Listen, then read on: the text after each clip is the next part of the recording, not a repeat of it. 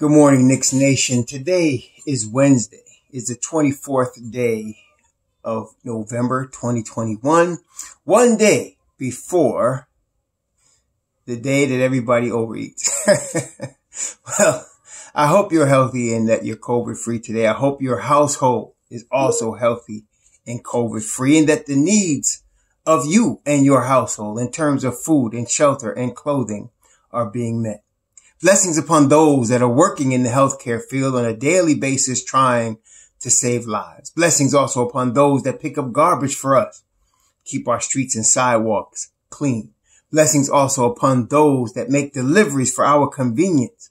Double blessings on those trying to help and deliver and rescue people from sex slavery and human trafficking operations going on a global basis, including the United States. Trying to help people that are involved with prostitution, child prostitution, pornography, child pornography, child molestation and pedophilia. Curses upon the perpetrators of these disgusting, inhuman, destroying industries. Finally, blessings upon the homeless, especially in this season where it's getting colder and everybody's getting a lot of food. There are people that don't have a roof over their head. As a matter of fact, there are at least 600,000 men, women, and children in the United States of America that today will be sleeping outside. While we're around our tables giving thanks, they'll be outside. Blessings upon them and the millions like them around the world, for theirs is the kingdom. So there was a basketball game last night. The New York Knicks played at Madison Square Garden against the Los Angeles Lakers. They won the game 106-100, and as usual, many subplots. The Knicks, let's just go step by step overall first. So the Knicks started off the first quarter. I think that was probably the best first quarter since they played in Orlando. That was the best first quarter we've seen from the Knicks. They ended up the quarter up 16. They won, it was 36-20 in the first quarter. Evan Fournier had, he had 32 against Boston in the opening night, in overtime. But to me, this was his best game. And the reason it was his best game is not only was he hitting the shots, but the ball was moving. The ball was moving. We'll talk more about that. So then the second unit came in.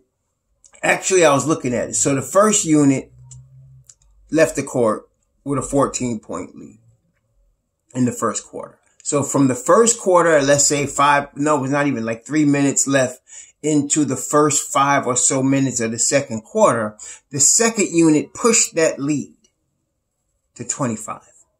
Okay. That included, Quentin Grimes. Quentin Grimes played 5 minutes. And see, this is one of those situations with Grimes in this particular game. Now, the boy could shoot the lights out. He did not score last night, but the ball movement, the defense, the IQ, all of that was evident when he was on the court. There was a steadying influence and the ball was moving and there was no let up on defense. I can't wait till we find minutes for him and Deuce. Their time is coming. But, yeah, so as I thought, you added Quentin Grimes to Mobb Deep, you're not going to lose anything. And you didn't. You didn't lose anything. Last night, Mobb Deep scored, what did they score? They scored 37 points. Actually, they scored 38 points off the bench.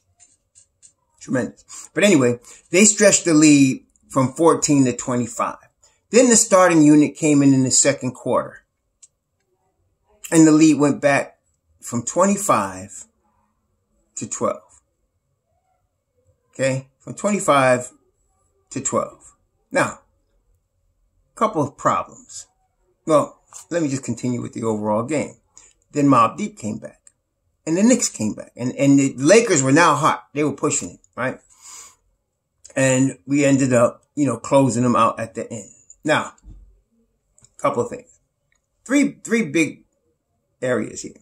First, before, some of y'all mentioned, I don't mention RJ Barrett, somebody said. My thoughts on RJ is, again, he's going to be an all-star. Okay. Whether he has a good game, bad game, some of y'all get hyped one game and down in that. He's steady. He's improving. He's developing. and he's going to be an all-star. He always contributes to winning.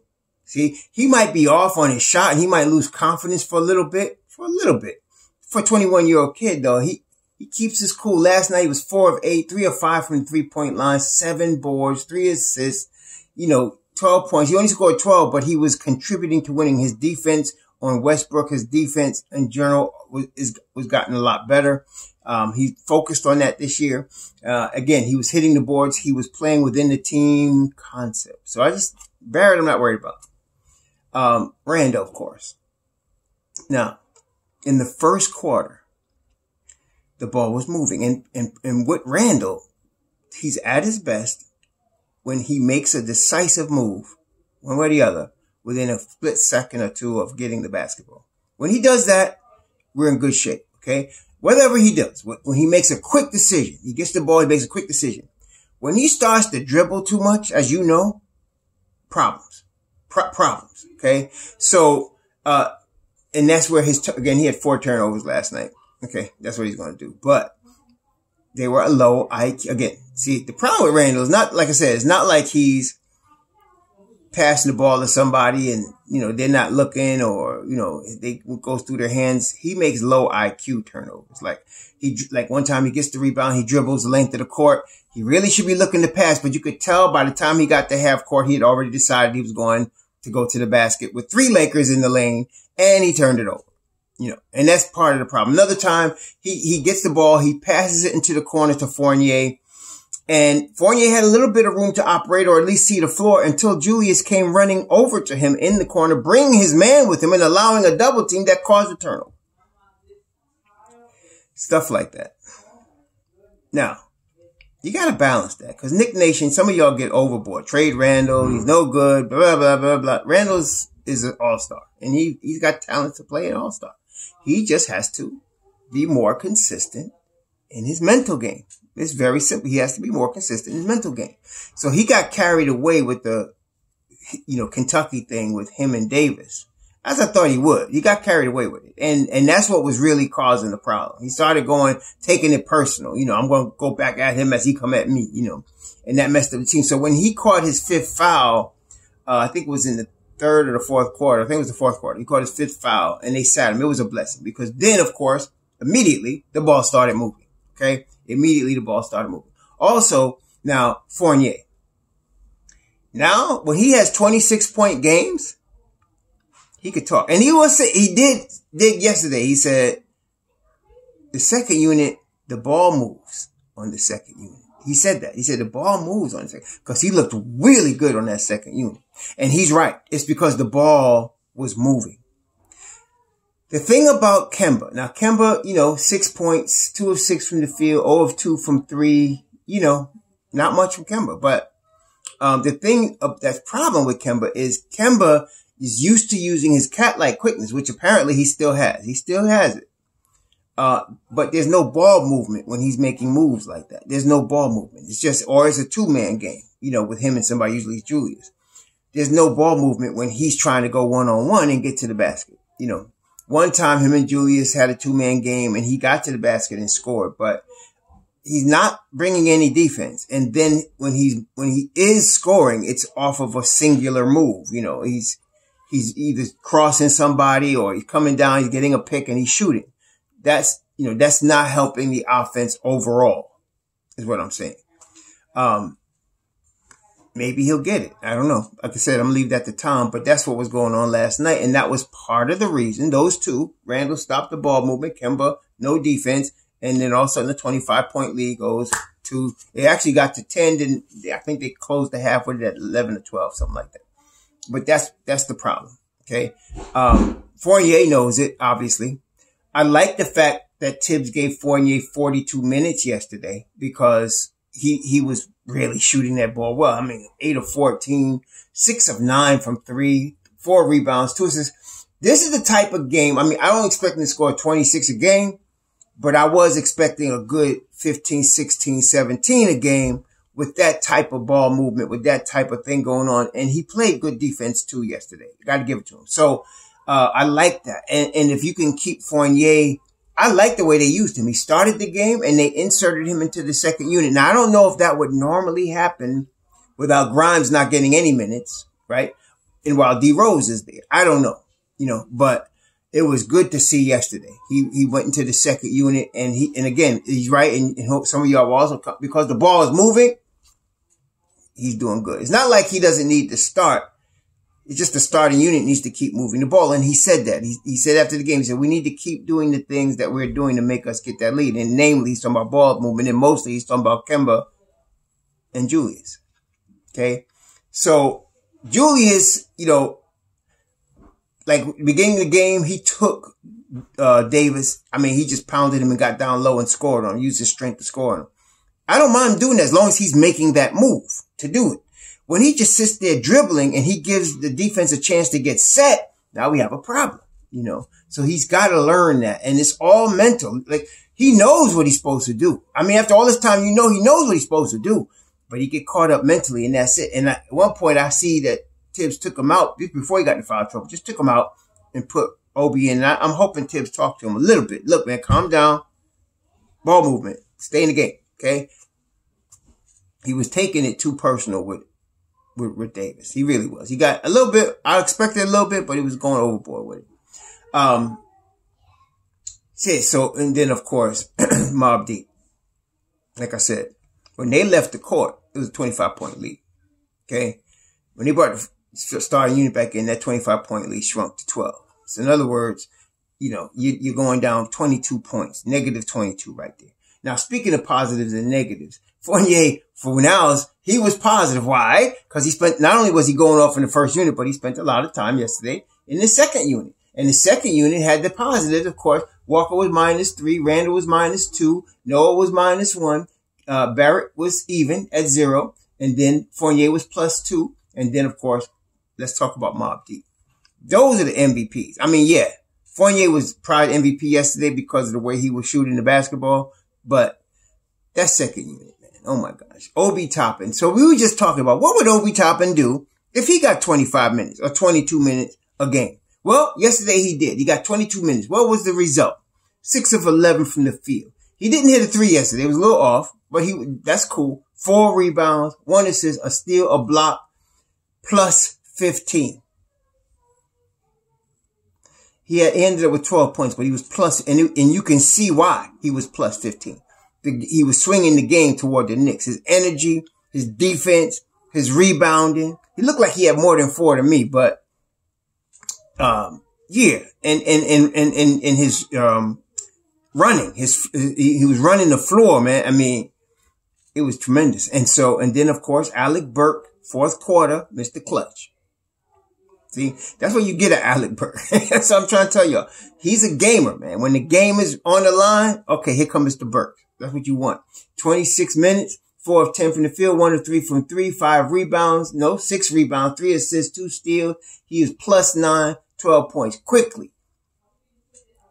Who I think should be in the starting lineup, but what do I know? So quickly, 22 minutes, 4 of 9 from the field, 4 of 8 from 3, 14 points +4. Then there was Grimes, who didn't score, but was +6. Because like I said, you can't always count the stat sheet with a guy. You got to see the game. And Grimes was a steadying influence. Hadn't played, more than a minute, I don't think, all season. Steadying influence. Move the basketball. High IQ ball player. Our future is, I'm really, when all these 2-year deals are done, and you got these kids that we drafted, the Knicks are going to be really good. I'm talking about, you're going to have Mitch Rob, you're going to have, you'll still have Randall, you'll still have Barrett, you're still going to have Toppin, you're going to have Quickly, Grimes, Deuce. They're going to be good, man. These guys are going to be good. So, it was a grinded out win. I mean, it had to be, right? I mean, so the first unit finally gave Mobb Deep a lead to work with at the end of the first, quarter, or beginning of, when they came out in the first quarter. But of course, they gave it back at the end in the second quarter pretty quick when they came back in. So we still have a lot of work to do, but it really is just 2 things. It's ball movement, number one, and number 2 is ball movement And then number 3 is the overall defense, which, we got to get something out of Kemba Walker. We got to get something aside 6 points out of him. I mean, like I said, he was averaging the last 10 games prior to this 9. Now he just scored 6 yesterday. I don't know, whatever. But hopefully that gets better. Now, there's a serious schedule situation. Started with tonight's game. So when I looked at the schedule, it started with the Lakers. But you got the Suns coming into Madison Square Garden. And now the problem with the Suns, they have won 13 straight games. They are the hottest team in the NBA. And they're coming to Madison Square Garden, where everybody shows out. Avery Bradley hadn't been seen since he was a Celtic in terms of making an impact. And yesterday he showed out at Madison Square Garden. We knew Malik Monk was going to come, and he did. Yeah. And of course, Anthony Davis and so on and so forth. And Melo, here come Chris Paul, Mikal Bridges. Here come Devin Booker. And so the Knicks gonna have a handful Friday at the Garden. You don't do too well on Friday night Knicks. They make a big deal Friday night Knicks, but they don't play too well Friday night all the time. So, especially this. So I hope that they rise to the level of the competition and, grind it out with Phoenix. Just grind it out here, because this is going to be tough. And then that's the first game of a back-to-back where they play in Atlanta Saturday night. So they're going to be in the Garden Friday night against a team that has won 13 in a row. Then they go down to Atlanta the next night. Guarantee you this. Kemba's not playing both of those games. No, he's not. I don't know which one he's going to play. I don't know. But he'll probably play the first one, because he's going to have now today, tomorrow, and then Friday. So he's going to have 3 days off. So he'll probably play the first one. I don't know. I really would like to see Deuce, especially in either of those games, because you're dealing with Chris Paul and you're dealing with Devin Booker, and then of course you're dealing with Trey. So Ice Trey on Saturday. I really would like to see Deuce and get more than 5 minutes. Him and Grimes get more than 5 minutes. They're gonna need some defense, but we'll see what happens. Like I said, they rise to the occasion. They rise with the competition. So they ground out a win with LA. We're a grinded out team. Let's see if we can grind out one Friday against Phoenix. This is the start. So you got the back-to-back Phoenix, Atlanta. Then on Tuesday, you're playing in Brooklyn, which is really a home game for us. And then you're playing at home again against Chicago, and then against Denver. This is it right here. So we're going to have to be ready. And like I said, they play to the competition. So hopefully they'll be up for the competition. The Knicks really barometer rises and falls with whoever they playing. Here we go, y'all. Here we go. So ball movement has got to continue. Julius, I would say he just has to make quick decisions like he does. He knows how to do it because he did it yesterday. When he does it like that, we're in good shape. When he pounds the air out the ball, we're going to have a problem. Okay. So he's got to make a quick decision and get rid of it. When he does that, I think we'll be good. The ball moves beautifully. And then when you move the ball, as you saw, what you just did was turn on the Fournier light. And then he starts to go, when you getting that ball movement and he's getting nice open looks from 3 like he did yesterday. Ball movement was beautiful at times when he was scoring the basketball. I like that. And then, of course, Fournier did get to the basket a couple of times. When that floater that he has starts to go on a regular basis, I think we're going to be pretty good. But we got to keep that ball movement up. The defense has got to stay, lit. So, like I said, we should start seeing what it's going to become now. This is going to be the 19th game. As I said, 25 games. We're talking about we see spurts like yesterday, what they could be in the first quarter. But then here come the second quarter when they came back in and gave away the lead. The Knicks now, to a man, attributed it to, every NBA team makes a run. Yes, every NBA team makes a run. But just so happened that it was the first unit they made the run on. I don't know. Anyway, please be safe out there. As I mentioned yesterday, Thanksgiving is between Thanksgiving and Memorial Day weekend. Those are the 2 weekends where there's the most fatalities in terms of car accidents. So please be careful out there. There's a lot of people going to be on the road. And also Thanksgiving and Christmas are the 2 holidays where there's a lot of domestic violence. You know, all kind of old issues come up in families and they start tripping. Everybody, please enjoy, be festive, be cool. Okay. Walk away. Don't feed into stuff. All right. So that there won't be no holiday tragedies. All right. Be safe out there. Enjoy this holiday. Blessings on the souls of all our brothers who they call Indians that were slaughtered at this time, who still now also have survived and are still here. I don't call them Native Americans or Indians, really. I call them the Northern Tribes. Blessings upon them, because this is what their holiday is about to me. They were slaughtered and attacked, and they survived. Shalom.